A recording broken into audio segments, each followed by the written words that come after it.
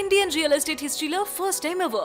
நம்ம G Square la 1+1 offer ஒரு plot வாங்கினா ஒரு plot free. Call 8939750009.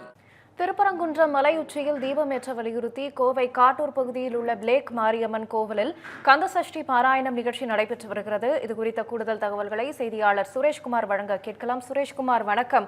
தற்போது கோயம்புத்தூர் மாவட்டம் என்பது பாஜகவுடைய கோட்டையாகவே பார்க்கப்படுகிறது. தற்போது அங்கு இந்த கந்தசஷ்டி பாராயணம் நிகழ்ச்சி நடைபெற்று வரக்கூடிய நிலையில யார் தலைமையில நிகழ்ச்சி நடைபெறுது? பாஜக நிர்வாகிகள் யாரெல்லாம் பங்கெடுத்திருக்கிறாங்க? விவரம்.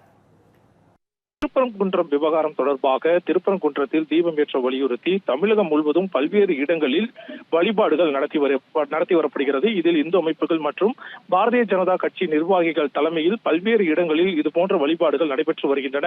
அந்த வகையில் கோவையை பொறுத்தளவில் கோவை காட்டூர் பகுதியில் அமைந்துள்ள ஸ்ரீ பிளேக் மாரியம்மன் திருக்கோவிலில் பாஜக உடைய தேசிய மகளிரணி தலைவர் வானதி சீனிவாசன் அவர்களுடைய தலைமையில் பாஜக நிர்வாகிகள் மற்றும் பொதுமக்கள் ஒன்று சேர்ந்து கந்தசஷ்டி கவசம் பாடி திருப்பரங்குன்றத்தில் தீபத்தை ஏற்ற வேண்டும் என வலியுறுத்தும் விதமாக முருகனிடமே மன்றாடக்கூடிய மனமுருகி அந்த பாடலை பாடக்கூடிய ஒரு நிகழ்வு நடைபெற்றுக் கொண்டிருக்கிறது. தொடர்ந்து கிட்டத்தட்ட 100க்கும் மேற்பட்ட பெண்கள் ஒன்றிணைந்து வானதி சீனிவாசன் அவர்களுடைய தலைமையில் தற்சமயம் கந்தசஷ்டி கவசத்தை ஒரு சேர பாராயணம் செய்து வருகிறார்கள்.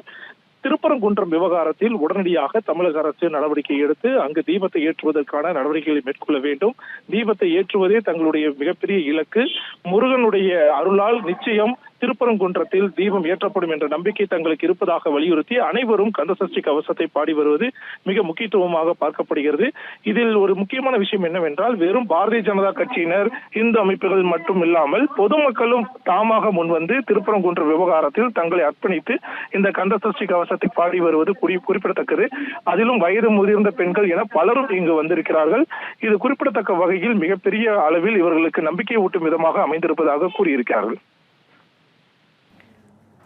விவரங்களுக்கு நன்றி சுரேஷ்.